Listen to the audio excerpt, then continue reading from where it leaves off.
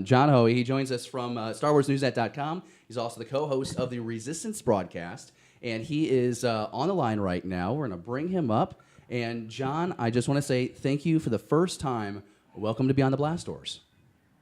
Guys, thanks so much for having me. It's an honor. This is my first time on a pod or video show, whatever you want to call it, that isn't called the Resistance broadcast. So this is pretty cool. Thanks for having me, guys. Absolutely. I was really excited when John reached back out to me and he was like, I definitely going to come on the show. Let's talk some Star Wars. I talk about it quite often. I love the positivity of the Resistance broadcast, especially the way John and James Lacey, they had this conversation where everyone has their own opinion, they'll differ on things, but it's kind of like here where it's just like, have your opinion, we're going to respect you either way, but let's just have fun Star Wars conversation. And so, John, before we dive into Real Talk, the first segment of our show, can you just kind of break down what's the latest news with Resistance broadcast right now? You guys kind of had a reboot about, a year and a half ago?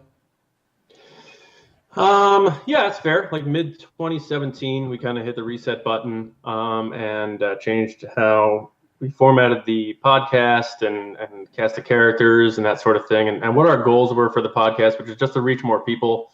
But immediate goals now is just our eye on Star Wars Celebration. We're doing a panel on the podcast stage, so we're trying to piece that together while at the same time working on our Patreon page. We have a lot of content we're doing there. Very active, like every day we're putting new stuff on there. So just very excited. 2019 is a big year for us, but it's all about the love of Star Wars, as you put it. We try to give honest takes, hot takes. I hate saying hot takes, but honest takes, real takes, but doing it in a respectful way. And we realize that is still possible to do in 2019, even though a lot of people may not think so. Well, glad you're part of our Star Wars conversation today, and let's go ahead and dive into Real Talk, the first segment of Beyond the Blast Doors. Thank you for joining us live on episode 60 of our show. Thanks to everyone already in the live chat. We'll jump into you in just a couple of moments. If you're watching on the Rewind, thank you for joining us here on the Rewind. First topic, though, is Disney Chairman Alan Horn discusses the future of Star Wars, and I will preface this with, we know that there is certain dialogue that we will get with the Disney chairman or any kind of chairman of a company. They're going to be pretty pretty positive on the product. Very rarely do you ever hear someone that's like representing, Disney or the big corporation going, I got to be honest, that's a pile of garbage. That wasn't our best effort. Wasn't our best foot forward. But an interview with Hollywood Reporter, Horn talked a lot about Disney Plus and that shift of storytelling that we've talked about. Lucasfilm kind of shifting from the big screen, putting a focus on the TV, the streaming service. And the first thing he mentioned, which I think is probably the most interesting, because I think, John, you would say, because this is a story that was on StarWarsNewsNet.com that you guys kind of broke down further, you would say typically it's not really a news story, but the words about Kathleen Kennedy having brought the story of Mandalorian with Lucasfilm, bring that pitch to Disney, that's pretty intriguing. Yeah, I would say so, because a lot of people see that because Kathleen Kennedy's kind of been lying in the weeds a lot in terms of the public eye over the past year, I would say. Even on the podcast, we joke about, is she okay? We need to find out if Kathleen Kennedy's okay. Where is she? But you hear that, and people run with, it was Kathleen Kennedy's idea. But if you look back at Horn's words, he said, well, Kathy Kennedy and Lucasfilm came up with the idea. So we don't know where that came from at Lucasfilm. When I think of Kathleen Kennedy, I don't think of her as a deep lore type of person. So Mandalorian, I can't see that being on the top of her head. So I think it was probably a collective of where that came from. But that's all right. Nice as the boss, you get to take claim for all of your subordinates' great ideas, right? That's the beauty of it. Yes, but it is nice to know, I guess, that Star Wars content is coming from Star Wars. So I guess that's reassuring. Lucasfilm. Instead of it being Bob Iger saying let's do this, and then they're like, okay. Follow lead, Well, and I don't think it's kind of a big deal. I don't want to say it's a big deal. I am comforted as a fan, purely as a fan, that he would name drop Kathleen Kennedy and Lucasfilm because, unfortunately, with the Solo movie, the conversation started going towards, well, Bob Iger wanted this movie to be in this part of the year so that this quarter of the year would be even more successful for Disney. And you just heard about how Bob Iger and Disney were making some decisions that might have negatively impacted what I thought. I thought Solo was a good Star Wars story. Like I thought it was a fun movie. It's kind of what I anticipated the standalone movies being like. And I feel like, to me, just kind of echoing what you said. I like the idea that Lucasfilm, like I want to think that John Knoll at Lucasfilm or ILM was the one that came out and said, I got this story idea too, because it goes back to Rogue One. He was the one that came up with that idea for Rogue One, and he mentioned, I have a couple other ideas that we might see come to fruition in the future. And I'm thinking, what? Maybe that's where it came from, and maybe that's something that's revealed later on. But again, just as a fan, I like that the House of Star Wars is producing the future stories for Star Wars. It's reassuring, for sure.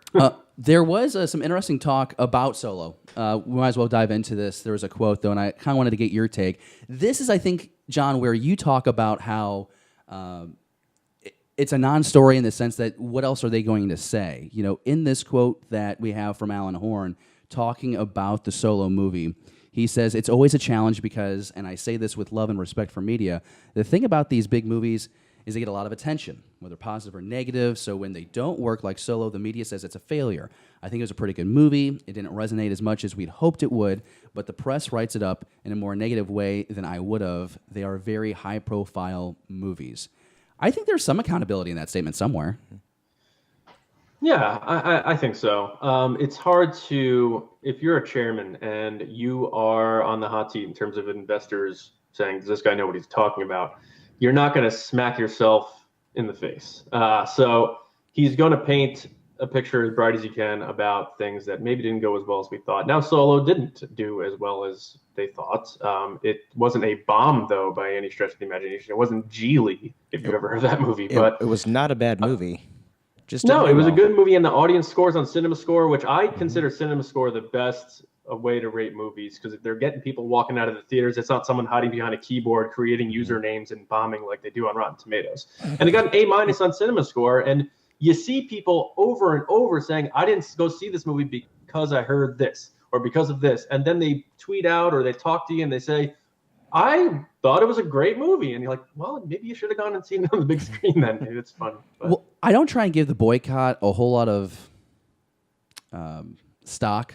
Like, I think it's a very small group of people online that are trying to get clicks or just trying to get a reaction for it. But I really do think that at the end of the day, Solo's box office lack of success came down to bad time in the year. Fans had kind of been groomed for a Star Wars movie in December. They were still on the Last Jedi hangover. And then the poor marketing. You had to take some money out of the marketing because because you had to make up for all the film reshoots. A second movie, basically. Basically film a second movie. And then also the fact that, Infinity War is going to take priority. We've talked about it on the show, John, the fact that, we talked to a buddy of ours that worked at Target, and he was like, we weren't allowed to put Solo merch on the end cap of an aisle. That was only for Avengers Infinity War. Is that right? Oh, man. Which brings my concern, which is... the problem I have with Disney owning all of it is that it's not competition anymore for these movies. It's prioritizing. So, we're going to get Endgame stuff, and that's why I think that, my whole view on the trailer and the title of Episode 9, they're going to put it at Celebration because they want the priority right now for everyone to be Endgame. They don't want you thinking about another big blockbuster. They want you to go see this movie 3 or 4 times, and then once that's out, then we're going to bring in Star Wars Episode 9 to get your money 3 or 4 times. See, normally I'm a big fan of competition, but in this case, I'm kind of okay with Disney having a large chunk of the market and having to prioritize. Because if you look at the year in terms of movies, you have a lot of big blockbusters that come out in the summer and a lot that come out between Thanksgiving and Christmas, so people can go see them during the holidays. But that leaves like January, February, August, September with nothing to go see. So if they can start getting to a rhythm of, okay, we need to prioritize, we may start having like a big movie every month come out that would actually be worth seeing instead of having 5 of them drop in 6 weeks between May and June. Yeah, but see, you're just rolling over where I feel like we should be like, we just want it to be like the best Star Wars movie. I don't know. I mean, John, am I making this a bigger deal, do you think? Am I making this a bigger deal? I just want the best Star Wars story possible, and I want the biggest audience to see it. I feel like sometimes the mouse ears get in the way when they're trying to promote their Avengers stuff. Yeah, I mean, I've heard a lot of things about the marketing. I mean, the marketing of Solo was a disaster. If you're putting all your chips on Denny's. I mean, that's a sign right there. I mean, no offense if you like Denny's. Well, but and don't come forget on. that they stole the concept for their posters. Like they had to go back. They bummed the scheme for their Yeah. character posters off like a French jazz musician. Yeah, and you know, Oh, that's hilarious. you hear rumors that this marketing for Solo was kind of like a slap on the wrist to Lucasfilm for moving stuff around, and Bob Iger definitely put his foot down and said, "We're not moving this thing to December." You hear rumblings that Lucasfilm wanted to do that. In terms of the Episode 9 marketing, they are going to market this thing heavily on nostalgia, on this being the finality. So we're going to get tired of the marketing for Episode 9. There's not going to be any lack of that. Now, I heard you mention maybe title reveal at Celebration. And the reason I don't think that, Okay. and credit to Lacey on our podcast, Lacey Gillerin, she used to work for Repop and worked in these events and putting these events together. I guess in 2015, there was debacles over the T-shirts that had the name The Force Awakens on it, and in the stores, and they sold out, and people were like looting and stealing and stuff like that. If they have to put this title out before then, because they need to have pre-orders for these shirts. They need to have these things organized. It's not so much for JJ wanting to reveal things when he wants to reveal them. It's for the sanity and chaos that would happen at Celebration if they put that title out then and then try to stock the shelves to sell the T-shirts. I just don't see that happening. So I think we are going to get that title soon. And I would be shocked if they waited till Celebration to pop that title out there. Where do you think they're going to drop that title? Is it going to be on Good Morning America? No, I think they like patterns. They really do. So when you look back to, I think it was The Force Awakens, it was like 5 days after filming wrapped, they popped up a tweet, and then it was affiliate at the same time they did a StarWars.com type of thing. And same thing with The Last Jedi, like mid-January, it was months after filming was done, but they just like popped up a tweet and then put out an article on StarWars.com. They want to give it its own stage. So when people were like, "Oh, Super Bowl," is like, no chance. They want it to have its own thing. So whether it's an arbitrary Thursday at 2:00, boom, that's the time. That's when everybody's going to talk about it. Well, So it's going to be one of those momentary things that they may or may not announce, and they just pop it up there and throw it up with an article. That's what I see happening. I can totally buy a random day because we've even said on the show before, Star Wars, Lucasfilm, Disney, whoever you want to give credit to it, they will crash the internet the moment they put this title up there. They will be the number one thing trending on all social media platforms. You'll have all the major networks running a VO with Last Jedi footage, about the title being dropped. So I want to see that revealed sooner. I just feel I felt like I read this report recently that they were saying that the trailer probably wouldn't drop until Celebration, or that it might be attached to the end of Avengers Endgame. That's right. Yeah. Stick it. So everybody's going to go see that movie.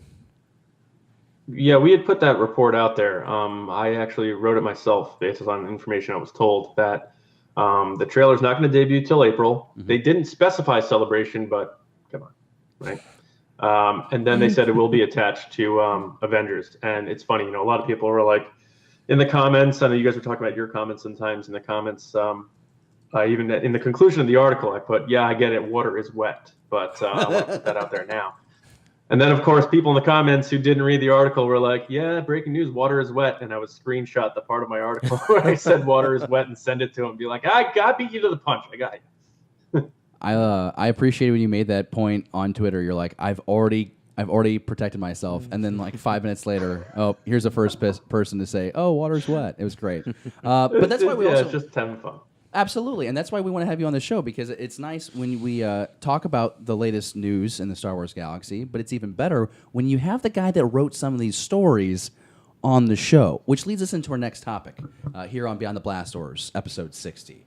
Because we have a report that there is an Obi-Wan Kenobi movie on the way, and it's going to be made for the Disney streaming service. Not a movie. Or, I'm sorry, I said movie, but I said series. Yeah. Oh, John, you know what? You're the one that broke this story, so tell us what's going on in this report, bud. All right, so yeah, I know there's been a lot of rumors the past week about everyone getting their own Star Wars story. Oh, yeah. The Oprah memes were out there, right? Everyone gets a series, right? But the one that we got info on seems pretty strong. I think this is lock solid. Obi-Wan Kenobi series for the streaming service Disney Plus. I've been told it should be upwards of 6 episodes. It was originally supposed to be a movie, but going back to what we said about Solo, the returns on Solo's box office made Bob Iger change the game. And that whole quote, I don't know if you remember him last year saying, we're going to rethink how we approach things. That puts a little more clarity on what that quote meant, because if you may remember, Ewan McGregor was at the Solo premiere. They even sat him next to Ray Park, and they were going to do a big announcement about Kenobi after Solo opened. And then when the returns came in, they were like, "Oh, got to pump the brakes. Sorry, Ewan, you can shave the beard for now." Then they retooled this thing, and it looks like we're going to get a streaming service series out of it. So I don't know when that's going to come out, but or when it's going to be announced. But as far as I understand it, I've never put out a report that had more concrete sourcing on this. I'll just leave it at that. I think this thing's pretty solid, in my opinion. So is Ewan McGregor still attached to this project, John? Yes, he's been on board since day one. So it's funny, we all joke about all those times he gets interviewed, and it could be about, a car dealership, and someone will ask him about, are you going to be Obi-Wan Kenobi again? And he always says, I would love to do it, right? And that was his stock answer. The reason why he gave that stock answer is because he really felt that. He really wanted to do it. And I honestly think they're bringing this story and they were making this thing because of Ewan McGregor. Cool. He was one thing out of the prequels everybody universally loved. And I truly think this project is one of those projects. We're talking about the divide and fanship. I think this is one of those projects that everyone can rally around the flag and unite over. See, as a no-brainer. fan, I am super stoked about this because instead of getting 2 hours of content, we could be getting up to 6 hours of content, which is even better. So I'm pumped. Yes. What I think about, I guess, the potential of now doing, if you like what David just suggested, as many as 6 hours, where you probably just had a 2-hour movie that had a script written. And we reported that. Well, we didn't report it. I think you guys reported it, and we just talk about it. That's how this usually works out. But how there was like a director already tabbed, and they were writing the script. And so how do you stretch that out from 1 2-hour movie to 6, maybe 1 hour long episodes? Are you keeping Obi-Wan on Tatooine the entire time? Does he go off planet? Does he duel Vader? Was there a second duel with Vader that we don't know about? Is it just him picking off Tusken Raiders? John, do you have any, do you have any inclination, man. or do you just, maybe you don't have any insight there, but at least what would you hope to see in this series? Yeah, I don't know anything about the details on it. I don't even know if they, I was told that the script is great, right? And it wasn't Alan Horn who told me that, so maybe there is some truth to it. But I don't know. I think one thing that I think is a missed opportunity, and I've talked about this on the Resistance broadcast, is that they have stressed at Lucasfilm they're not going to retell a story twice in canon, which concerns me because I think it was a big missed opportunity to have Obi-Wan and Maul have that fateful duel in Rebels. As great as it was, you had Stephen Stanton, who I love, do the voice, and you had Sam Witwer as Maul. I get that.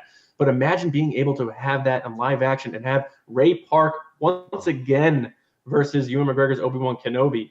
If they were ever going to break that rule and re-show us something twice, which I think they may anyway, because they may do K2SO and Cassian meeting again. Yes, I'm glad you brought that up. Yeah. You do it. You do it in the Kenobi series, and you make it the most epic lightsaber duel we've ever seen. I agree with that, but would it be more epic to change that duel or just keeping it the 3 moves that Rebels showed? Because I know that some people were upset by it, but it was almost poetic that Maul tried to beat Kenobi with the same move that he beat Qui-Gon Jinn on. Right. Yeah. I mean, that is kind of funny. It's like when you pay for a UFC fight and it ends in like 3 seconds. You're like, man, why did I pay for that? Yeah, I'd like to see a more mid-aged Obi-Wan. Or they could do, I guess they could do, they match up again, and it was before he killed him or something. I mean, there's a lot they can do. I'm a little uneasy about the Vader, if them fighting again. I like them not meeting again until A New Hope after Revenge of the Sith. Yeah. But I would love it if Vader and Palpatine popped up. I mean, I stress this often. I'm a big Ian McDiarmid Palpatine fan. I don't know if you guys are, but the guy's in his mid-70s now. He can still play the Emperor. He has said many times he would love to do it again. Get him in here somewhere. If he fits in a timeline, get the Emperor in the mix, even if it's just for a minute or two. Just sprinkle him back in there. Just think about how they would do that, though, because in A New Hope, or the original Star Wars, whatever you want to call it, the sense is that Tarkin, for example, hasn't heard about Obi-Wan Kenobi in a very long time. But that doesn't mean the Emperor hasn't heard about Obi-Wan Kenobi for a very long time. And we know that in Charles Soule's Vader comic, there was a list of Jedi that escaped Order 66. And so it would be interesting to know if, Vader is still on this pursuit, or maybe we get to see the Inquisitors at some point with this movie. And that would be cool. They make an appearance on Tatooine.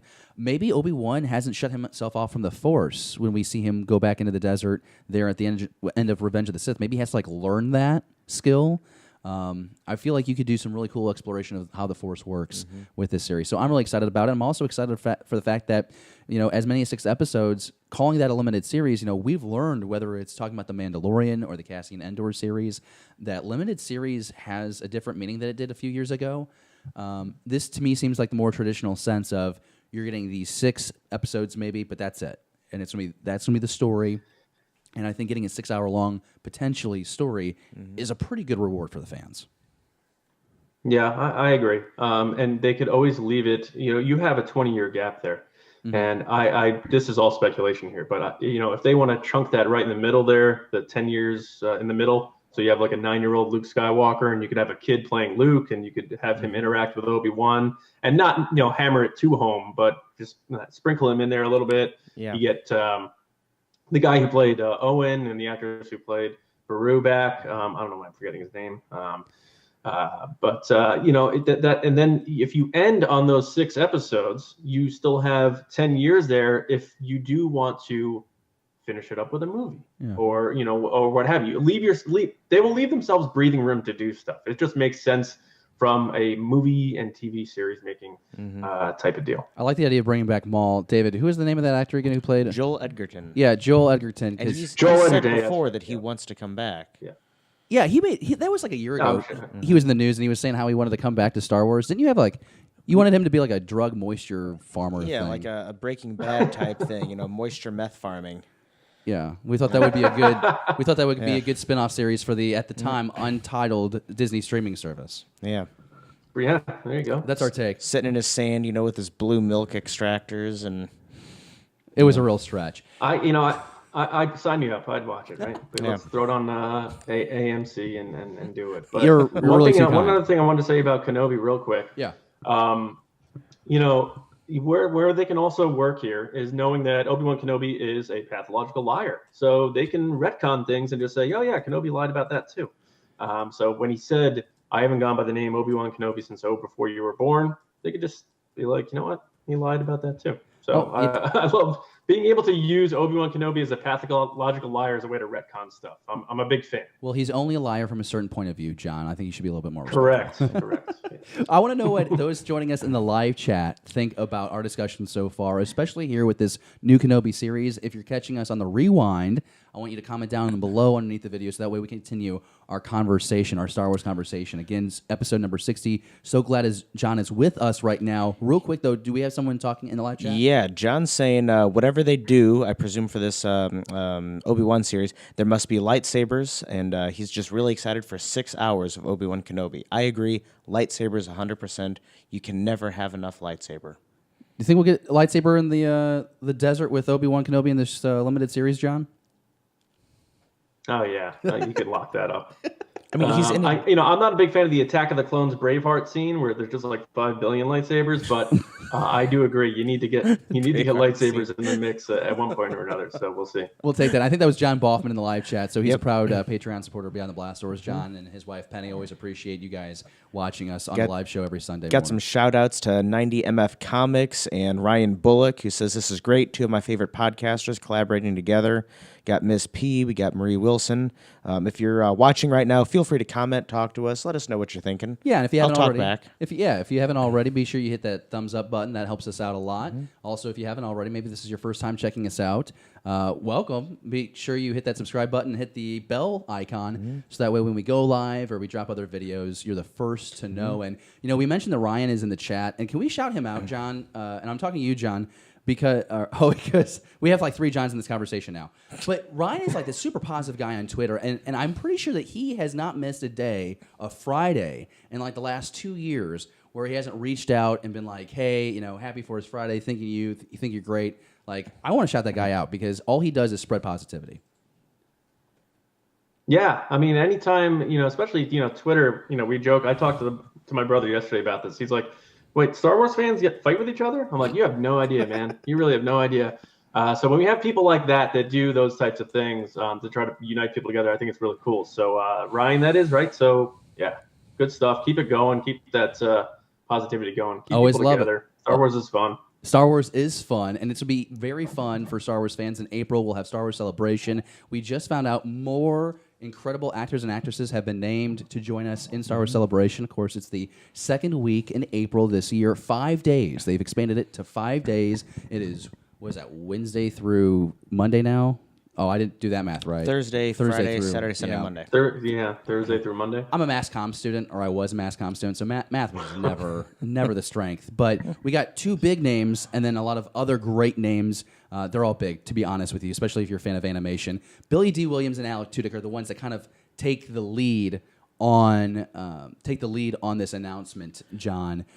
Really excited for Billy D to be back, because of course the assumption is, he's back in 9. Is this going to be his first public appearance promoting the film, being out in public since he got back in the swing of things with Star Wars? I think so, John, right? Because all we've seen is him working out on Instagram, right? Mm-hmm.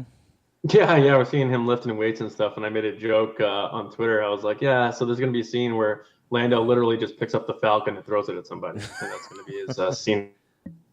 I think it will. I think it will be. Billy D. Props to him, man. He's like 82, 81. But yeah, it'll be good to see him back in the mix in 9. I don't think he's going to be in it for that long, but it'll be cool to see him. I think I heard a rumor he's got a cane, and I want to know what a Star Wars cane looks like. I bet it's pimping. Oh, look at Peter Mayhew, man. He has that lightsaber cane. Have you seen that? Yeah, I have. But what would I have not? What? Yeah, he's got a lightsaber cane. But I'm talking about in movie. Yeah, Peter Mayhew had a custom-made lightsaber cane. I think it looks like Luke Skywalker's Return of the Jedi lightsaber. Yeah, it's a real. Yeah. David has just completely checked out of this conversation. Oh, He's that looking is for this badass. cane. Look at that. He likes it. That is adorable. Oh, you found it? Yeah, right. So, what also do you think? And we'll go through a lot of these names because if you're a Rebels fan, if you're a Clone Wars fan, the list is pretty impressive on this latest announcement. We've had 30 or 40 actors and actresses already announced, but we get Alan Tudyk, and there's a lot of speculation that it's going to be announced that we're going to see him at Star Wars Celebration to announce that K2SO will be back for the Cassian Andor series. But as you alluded to earlier, John, there is some concern because that would be possibly showing another moment in canon twice. We know how Cassian and K2 met in comics. I don't know if that comic worked for a lot of fans. I feel like because it happened in the comics, maybe there's a little bit more flexibility in recreating that moment. But what's your take on the chance that we're going to get Alan Tudyk an announcement in connection with this Cassian Andor series? Yeah, I think you'll see that. I believe they're setting up production of that, and I think that is going to might take place in the UK. I'm hoping to have more details on that this week on Star Wars Newsnet. But I think he will be in for sure. No brainer there. Anytime you can get an already established character that people love to draw people into a series, why wouldn't you? So no brainers are always things I check off. What are you talking about? In terms of, oh, go ahead. I'm sorry, that cane was real. I just shared it on the live chat for people watching. That is really cool. He's still on it's a bit. Okay. We could do the whole talk on the cane, in my opinion. But Alan Tudyk, I think he will be back. In terms of the comic, I say this often, and people give me flack about it, but if we're being honest, a very small percentage of overall Star Wars fans read all the comics. I would say that's accurate. So that scene, to bring that to all fans' eyes, would be a very impactful scene on how they met, how maybe he reprogrammed him. Who knows? I think you got to do it. You got to break the rule there. We were just talking about how maybe they should break the rule about Maul and Kenobi. I think in this situation, you almost have to do it. So I'd be surprised if they didn't. But we'll see. I feel like you can do that now with Rebels, because let's be honest. I mean, the audience watching Rebels is a lot smaller than that overall number of fans. I would think that maybe Rebels has a few more eyes on it, right, than the comic books. But I think the same approach maybe can still apply.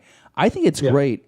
My one concern, it's not a concern, because I just got done saying how the rule could be broken. I think on the canon timeline, it says within the same year, K2SO and Cassian met as the events of Rogue One took place.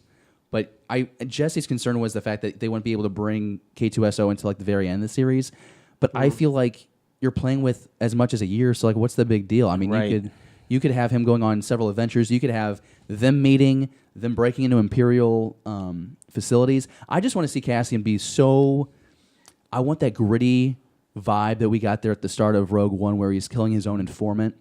I want to see that, and I want to see the attachment develop between him and K2S2, how he takes this Imperial droid and really bonds with him. I think it'll be really cool. I think that's got to be at the beginning of the series because one thing, I mean, besides like lightsabers and space wizardry, it's the comic relief of the robots, the C-3POs that really kind of drive home to me what Star Wars is. Right. So I think you have to have K2SO come in really quick right off the bat.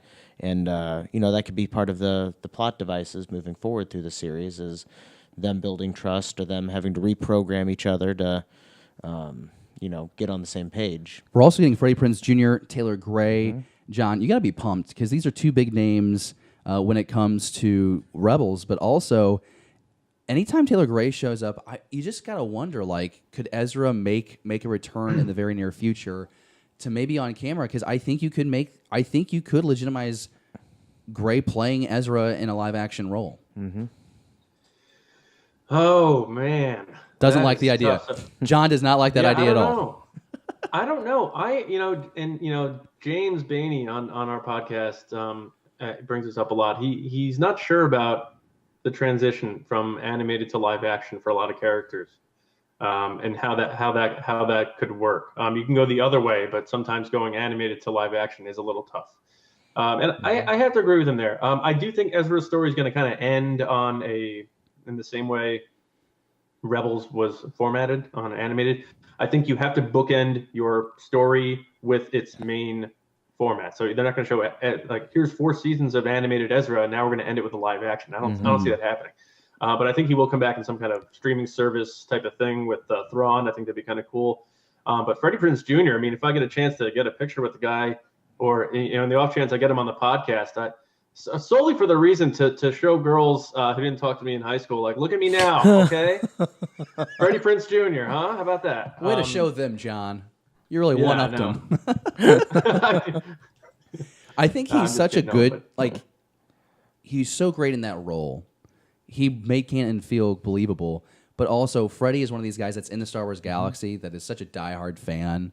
And listening to him talk about the Force and conversations he would have with like Sam Witwer and with Dave Filoni, that just gets me amped to experience him in person. He seems like a really solid dude. And you did make the mention about live action, converting characters from animation to live action. Just last week we were talking about Ahsoka Tano. Do you have Ashley Eckstein play that character in live action, or do you just do like a CG recreation, kind of like Tarkin in Rogue One, and have Ashley do the voice animation? And neither option really sounds like the best. Maybe it is best for these characters to kind of live in that realm where they originated. Maybe that's best. Maybe that supporting what John said. We have a couple more people here on the list. I just want to mention a few of them.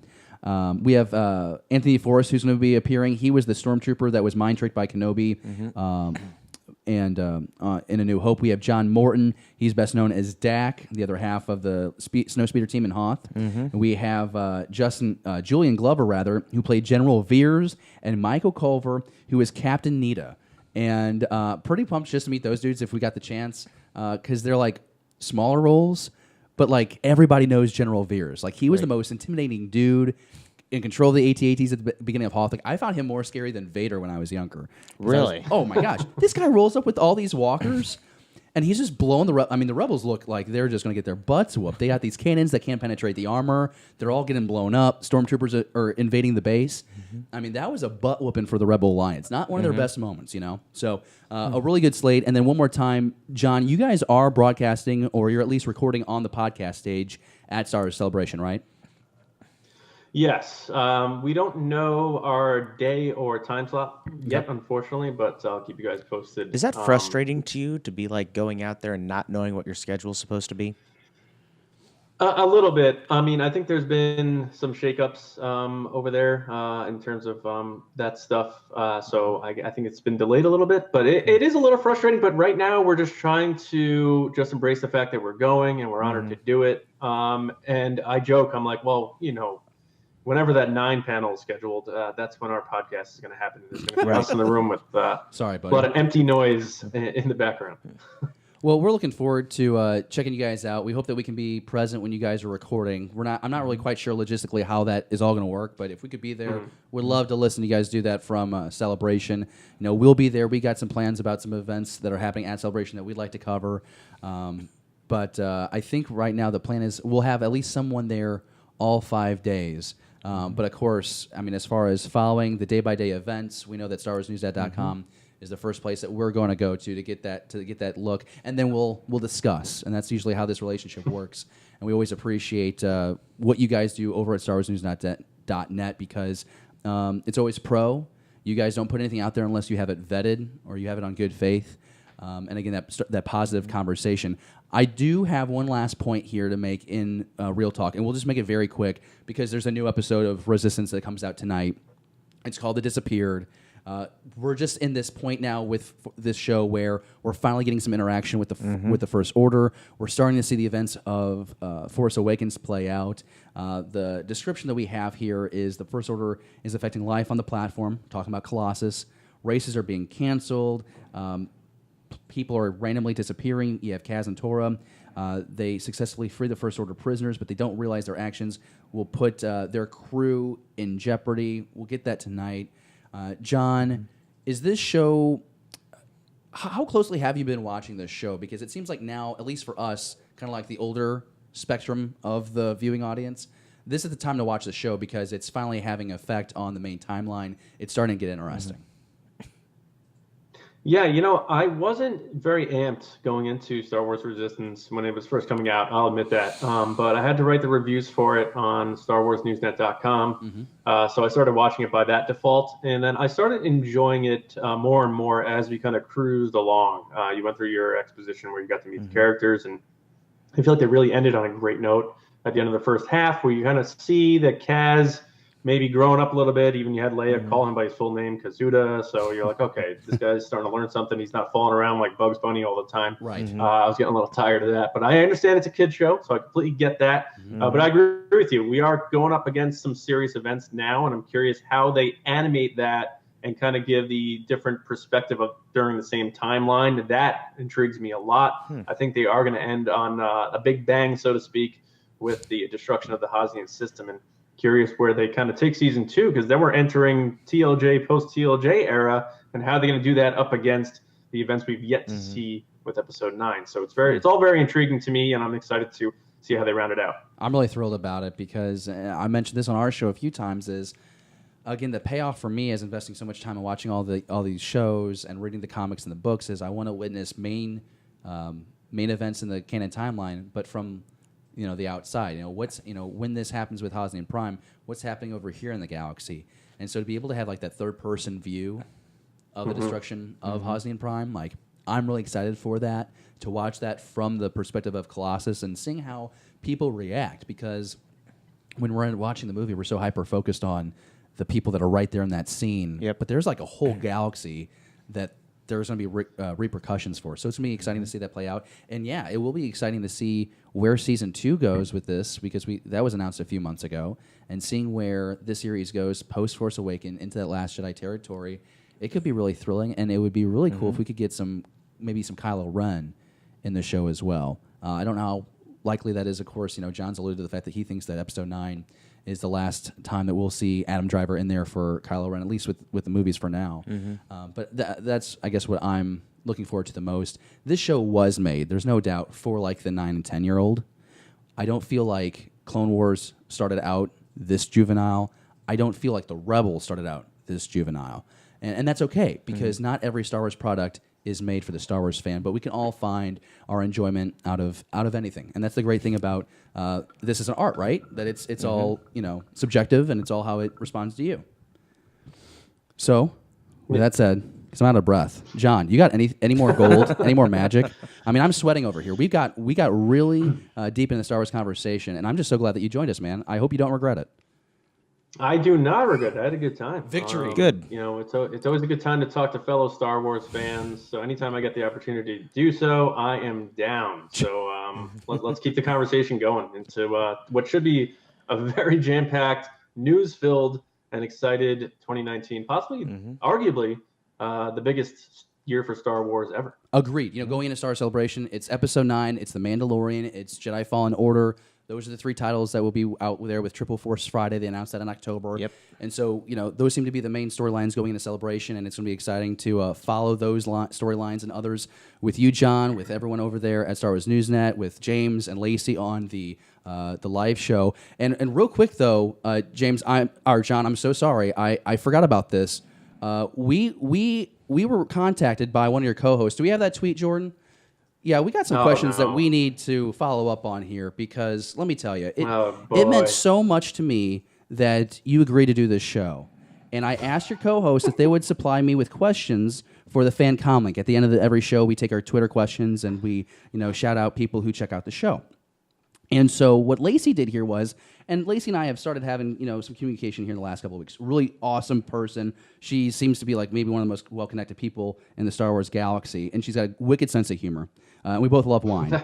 But she has here some questions that she wants us to ask you. And the tweet reads, "Hi, John, big fan.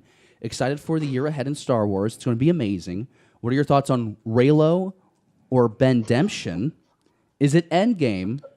And then also, how do you feel, and take this with a grain of salt, Chewie dies in Episode 9. Jeez. Do you love her right now so much? That's vintage Lacey right there, let me tell you. How do I feel about Reylo? I think everyone, if you listen to me on the Resistance broadcast, you know how I feel about Reylo, but in a respectful way, of course, as always. Bendemption, interesting. Again, it all comes down to execution. JJ, if he knocks it out of the park, it's his story to tell, not mine. So I'll accept it. I'm sure I'll like it. In JJ, we trust. Yeah, exactly. And Return of the JJ. But I don't know if I want to see a similar arc to Vader, because then it's what was this all about then? Why'd we tell this story? So that's the only reason why I want something different. And I have one question for you, Lacey. How dare you? We expect Chewie dying? Get out of here. Chewie's not dying. Jonas has bills to pay. He's going to be in the suit a lot more in the future. I would say the next 40 years, there's a good chance of it. I just love how much fun we were just able to have with that, and I would love. And I think this was implied, but I would love to see Lacey. I'd love to see James come on the show in the near future. I'd love to have one of you guys back on right before Star Wars Celebration if we can make it happen, because you guys are a fun crew. And we're thankful for you guys every day. You guys are on top of this. You make it fun. You have interesting observations on the Star Wars galaxy. And we get to do fun things like this. Like 2019 is a fun time to be a fan, not just for all the content we get, but we get to interact like this. It's a pretty cool time to be a fan. It certainly is. And I want to thank you guys for having me on. You guys are a lot of fun, too. You guys keep it positive. So I appreciate what you guys do as well. And thanks for all the kind words. Appreciate it, John. I'm just really excited because, David, I'm not a big podcaster guy, and David, came to me 2 years ago, and he's like, hey, listen to this. I'm like, no, it's a podcast. No, you need to listen. And that's kind of what got me interested in maybe doing the podcast with him. So you guys are, like the reason why I'm here today, which is pretty cool. Oh, wow. So it's kind of cool to be here with John having this conversation. That's pretty cool. Yeah. That's pretty Wow. cool. I didn't know David, that was a moment that thank you so much, convinced man. you. That means a lot. Appreciate it. I thought you were just doing this because you were my friend, but apparently John is the reason why we're doing the show together. Well, okay, so combination. It's like a mixing bowl. You got to stir all the ingredients together. All right, well, John, if we haven't sucked up enough, I guess you have to come on the show again now for a second time. Yeah, no, I'll be glad to come back anytime, guys. Thanks so much. John, thank you so much. We've been doing this goodbye for 5 minutes, but we just really appreciate it. John Hoey with StarWarsNewsNet.com, also one of the co-hosts of the Resistance broadcast. You can catch that every Monday and Thursday, right, John? That's right. Mondays and Thursdays. The base is open. Come on in. Yeah, baby. He gave us an extra 30 minutes. We're so appreciative for it. Have a great rest of your Sunday, John. May the Force be with you, buddy. Thank you for watching Beyond the Blast Doors. Be sure to subscribe to our channel. Don't forget, give us a thumbs up and leave a comment. Beyond the Blast Doors, a Star Wars conversation.